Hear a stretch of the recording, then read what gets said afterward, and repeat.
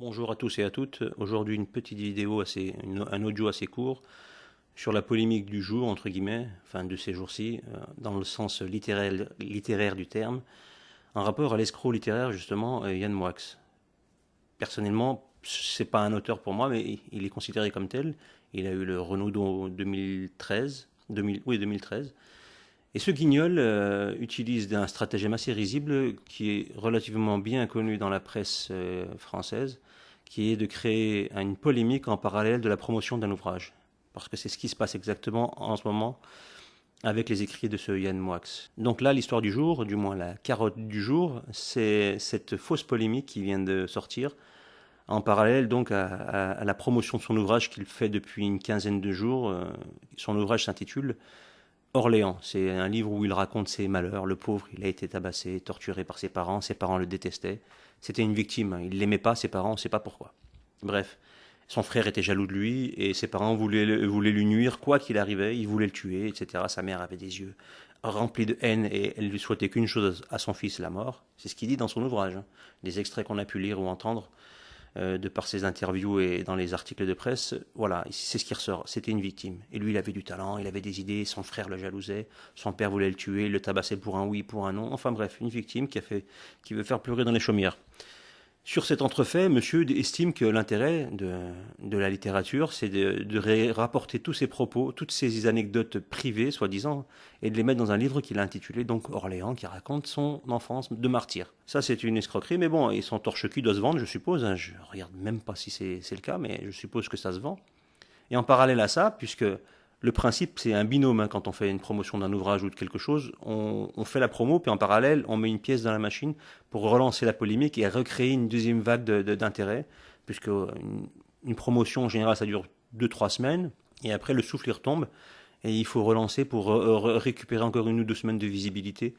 Là, pour le coup, cette manipulation, bah, je ne sais pas si elle va marcher, mais c'est le coup donc, du côté antisémite découvert de Monsieur Yann Moix avec des textes et des dessins surtout qu'il a réalisés alors qu'il était âgé de 21 ans. C'était en 1989-90. À l'époque, il était étudiant dans une école de commerce à Reims et il a participé à un espèce d'ouvrage qui s'appelait Ushuaïa, qui rapporte. C'est un truc antisémite, hein, clairement. On peut pas faire mieux. Hein. J'aime pas le mot antisémitisme parce qu'il est galvaudé, il veut plus rien dire. Et ça dépend des gens comment ils le prennent. Hein. Là, c'est clairement l'antisémitisme. Il n'y a pas à tortiller du cul pendant 300 ans. On peut pas faire mieux. N'importe quelle personne qui aurait fait ces dessins, on s'en fout du texte, qui est soi-disant, qui n'est pas le sien, soi-disant, c'est ce qu'il dit. Alors que clairement c'est le sien, les dessins, ils sont retraduits en texte par les personnes qui ont travaillé avec lui. Lui affirme que ce n'est pas lui l'auteur des textes, peu importe. Moi, je suis persuadé que c'est le cas, mais lui dit que non. Et ces dessins, ils sont antisémites à un niveau impressionnant. Aujourd'hui même, vous les sortez, vous dégagez à vie, et de terre même, vous écrivez plus rien, vous dégagez, vous cherchez un endroit sous terre pour vous enterrer, vous ne trouverez plus jamais de travail avec ces dessins-là. Ben, monsieur Moix, apparemment, c'est pas le cas. Et je peux vous l'annoncer tout de suite, il continuera à ouvrir sa grande gueule, à nous vomir ses âneries et ses réflexions à 2 pesos, sans aucun souci.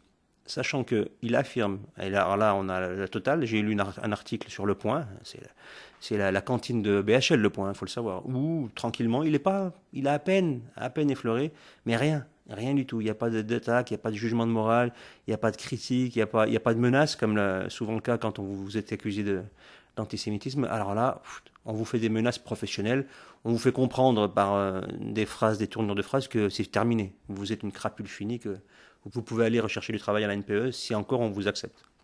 Bref, là pour le coup, c'est absolument pas le cas. On peut voir tout de suite que bah, le gars il est serein, hein, il est au téléphone, il répond à une journaliste, donc il a répondu au point. Et moi j'ai surtout lu l'article de l'Express où il est plus complet et où on comprend que le gars il fait ce qu'il veut en fait. Alors il affirme que ses dessins, son frère les a ressortis à ce moment-là, c'est-à-dire pendant la promotion de son ouvrage, foutage de gueule intégral, c'est voulu et planifié. Peu importe son frangin, est-ce que c'est vrai, est-ce que c'est faux, j'en ai aucune idée, c'est de ce que raconte son frangin, sur sa haine avec son frère, etc. Mais ce que je sais, c'est que c'est voulu, cette mise en place, cette promotion simultanée. Et surtout, ce que dit Yann Mox dans son explication, c'est qu'il était au courant, BHL, depuis toujours, de ses dessins. BHL, c'est celui qui l'a mis le pied à l'étrier en 86, de ce que dit l'article. Donc, c'était, pas en 86, en 94, pardon. Les dessins sont sortis 5 ans plus tôt, 4-5 ans plus tôt. Et 4-5 ans plus tard, donc, BHL le fait rentrer dans le monde de l'édition et il lui présente les éditeurs des éditions Grasset, entre autres, et puis ensuite, il commence à sortir ses bouquins, etc. Donc, et BHL le savait apparemment de ce qu'est dit Yann Mox depuis toujours. Et pas seulement BHL, mais d'autres personnes, et ils n'ont pas réagi. Je vais reprendre les propos tenus par Yann Mox quand on lui explique que ces dessins donc, sont antisémites et que comment se fait-il que est-ce que BHL était au courant de ça, lui qui l'a créé en réalité. Et donc je reprends littéralement, je cite ce que dit Yann Mox à ce propos. Bernard-Henri Lévy, tout comme le patron de Grasset, Olivier Nora, qui se trouve être mon éditeur, étaient tous deux au courant depuis longtemps de l'existence de ces deux dessins. J'ai même pris le soin de les montrer à Olivier Nora en le prévenant que cela serait un jour utilisé contre moi et lui ai demandé s'il me renouvelait sa confiance. Aucun des deux hommes, que leurs origines et leur arrière-monde culturel auraient prédisposé à être particulièrement sensibles à ces sujets, ne m'a jamais lâché. Et je m'arrête là. Donc voilà, vous avez compris. Et si vous n'avez pas compris, vous allez le comprendre très rapidement. En gros, tout le monde était au courant. Donc son maître à penser BHL et son éditeur Olivier Nora, qui sont tous deux, comme le sous-entend dans ces explications Yann Mox, tous deux de confession juive. Donc, si eux n'ont pas tilté et n'ont pas réagi, alors qui va le faire, hein, puisque c'est eux qui ont les clés du magasin, dirons-nous, pour aller être édités et pour avoir la tribune médiatique. Donc Bernard-Henri Lévy et M. Nora des éditions Grasset. Donc là, c'est eux qui ont le final cut. Donc si eux ont validé, puisque c'est une validation en fait, une tacite validation, on dit rien, on sait, on est au courant, on a vu, mais on dit rien. Alors il peut courir, et ça fait des années que c'est comme ça. Donc c'est une fausse polémique. C'est un coup de pub assez risible, mais c'est tellement habituel en France d'avoir ce genre de choses. Donc on reparle encore de l'antisémitisme, encore une fois, ça marche. On refait encore peur aux gens, on explique aux gens où sont les limites, etc., etc., et ça fait vendre. Grasset va vendre des livres, Yann Moix va toucher de l'argent, et on reparle encore de la même cause qui leur tient à cœur, victimiser les juifs, parce que c'est ça l'histoire, on victimise les juifs. Et puis quand c'est l'inverse, quand c'est les musulmans, on les culpabilise en disant vous êtes des terroristes, ça sera toujours ce même schéma. Hein. Alors on emmènera toujours une nouvelle polémique, machin.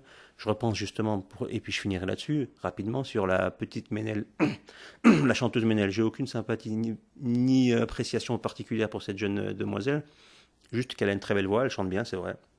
Elle m'indiffère totalement, mais juste pour reprendre cette polémique qui a été utile encore, hein, elle a fait des tweets complotistes, entre guillemets, c'est ce qui ressort de... On en allait fouiller son tri de ses fils de Twitter, et on se demande pourquoi d'ailleurs. Et on a découvert qu'elle était complotiste. Voilà. C'est un crime, ça, être complotiste. Je le suis complotiste à ce moment-là. Hein. On l'est tous. Hein. Vous pouvez lire mes écrits, on est tous complotistes. Bref, c'est pas le sujet. Et donc, cette demoiselle, elle a été lynchée, comme pas permis. Elle s'est fait évincer de son émission de chansons. Hein. Elle fait pas de la politique. Elle écrivait, elle chantait. Elle s'est fait dégager d'une distraction de TF1 le soir à 20h50. Donc, de l'amusement de masse. Elle s'est fait dégager comme une merde. On l'a traitée de tout ce qu'on voulait parce qu'elle était voilée et parce qu'elle chantait en arabe, mon Dieu. Et donc, elle a dégagé. Bon, elle existe encore, mais c'est plus discret, elle continue sa carrière. Bon, après, elle a des incointances qui sentent pas bon. Et que l'homme qui voit des juifs partout, notre ami Panamza, lui, il est génial. Il est pareil. Il met des pièces dans la machine de l'antisémitisme tout le temps, en parlant de tout le temps. Les juifs, les juifs, les juifs, les juifs. C'est bien de parler. C'est bien de faire des connexions avec des crimes ou des coups montés ou tout ce qu'on veut. Et une fois qu'on a dit ça sert à quoi de continuer à reparler, et reparler, et reparler? À rien. À créer encore de l'angoisse et de justifier le fait qu'ils sont, les juifs, persécutés par des pseudo-musulmans ou des pseudo-arabes comme Panamza ou comme d'autres gens qui systématiquement parlent d'eux et les montrent du doigt en disant que c'est des criminels et tout ce qu'on veut. Bref. Ménel, elle a dégagé comme une merde, et on va parler pour faire simple. Par contre, lui, Yann Moix, rien du tout. Il va vendre ses livres. Il va encore être là, il va encore se mettre un petit peu tranquillement dans le coin, histoire de faire passer la vague maintenant qu'il a fait sa pub. Puis il va revenir, hein, vous allez voir, dans 6 mois, dans un an, il sera encore là, on verra encore sa gueule de con, etc. Ou, encore mieux, on va lui faire des menaces, il va se faire... Non, je pense pas. Non, jamais.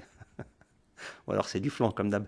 À la Zemmour, il nous fait le coup à la Zemmour, à la même méthode, la même manière de faire, toujours pareil.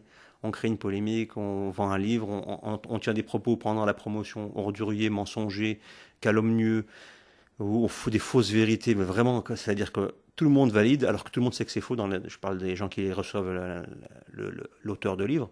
On sait que c'est faux, ce qui est le cas régulièrement avec Zemmour. Il dit des mensonges qu'il a fabriqués de toutes pièces. On lui demande des justifications, il ne les donne pas. Je ne donne pas mes sources, c'est ce qu'il dit Zemmour. Et en parallèle, donc, il sort deux, trois phrases donc, polémiques au moment même de sa promotion de livre, et à ce moment-là, ça refait une polémique, et on reparle, etc., etc., etc. Il nous le fait le coup à chaque fois, ça c'est la méthode Zemmour, c'est pas le seul. Mais voilà. Et bah, Yann Mox, il rentre dedans, hein. Il y a moyen de se faire un gros billet, il le fait, et il va se le faire. Sur ce, bonne journée, et à très bientôt, j'espère.